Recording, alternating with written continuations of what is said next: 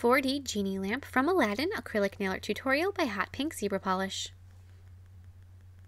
Hi guys, in today's video I am going to continue this weekend's Aladdin theme and I'm going to be doing a 4D genie nail. So there's a little genie lamp on the tip of the nail and there's a magnet behind it. So then you can put a little spinner on it that can either look like smoke, like the genie's about to come out, or you can flip that around and then there's the genie. I hope you guys like this design as much as I do. I did a Jasmine little set yesterday and I'll put a link to that in the description box below. So if you're interested and missed it, check that out. And don't forget to click subscribe to see all my future videos as well.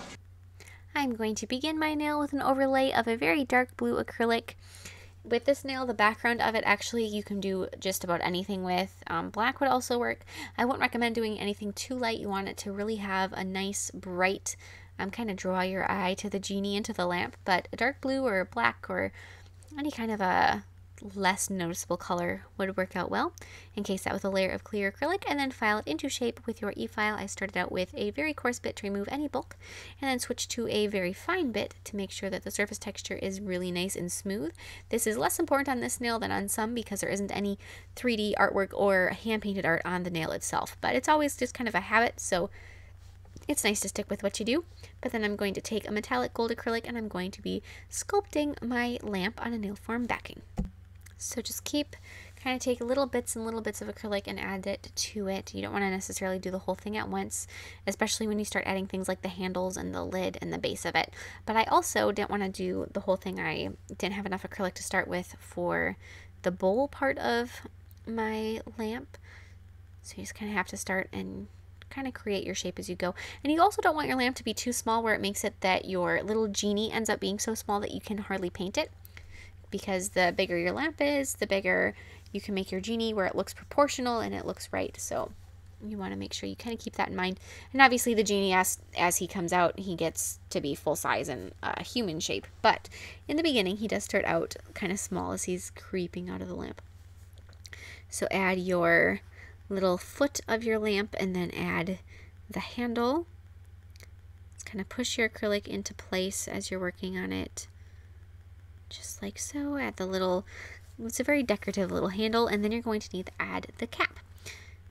So you want to make sure that the bowl part of your lamp has set a little bit before you start trying to add that lid to it, or it's going to just press in and kind of mess up the other part that you already worked on. The little handle on the very top there, just like so.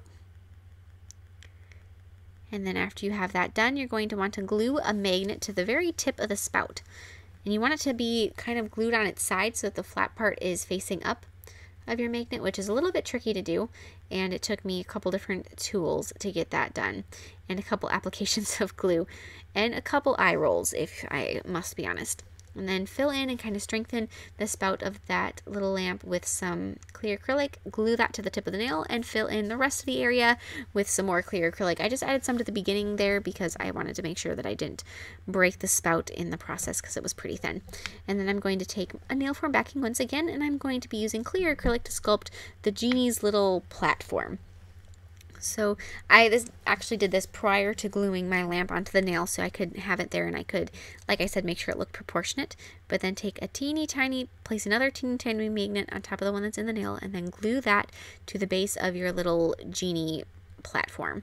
And then secure that magnet after the glue has dried and you can take it off.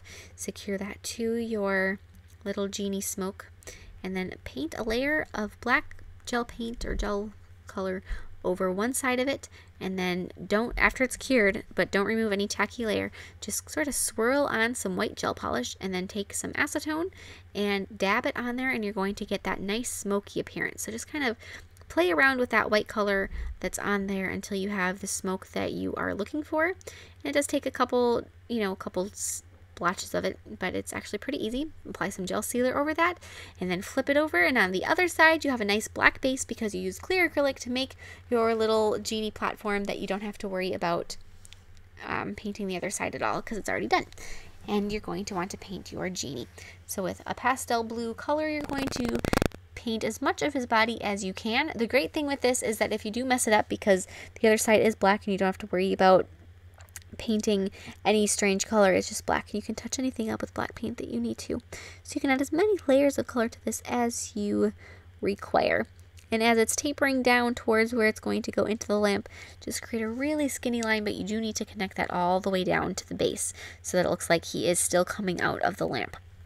Add some red around his waist, and then with black paint go through and start doing all of his facial features. And this is still really small since it is the entire genie's body.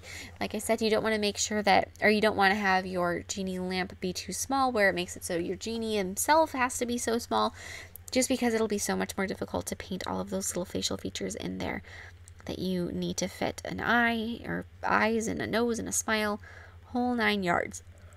So keep adding details. Since this is so small, if you leave something out, nobody's really going to notice. As you can see right there, I did just kind of define his chin shape a little bit with some black paint, taking away some of the areas. There's his fingers. His arms are crossed with lots of attitude. And there's his arm going across. And then you're going to connect the other arm going down, just like so with that other part. And if you need to fix anything, it's easy enough. There I'm tightening up his waistline, adding a belly button, adding outlines around the red, a little bit of yellow on his wristbands, or bracelets, I guess.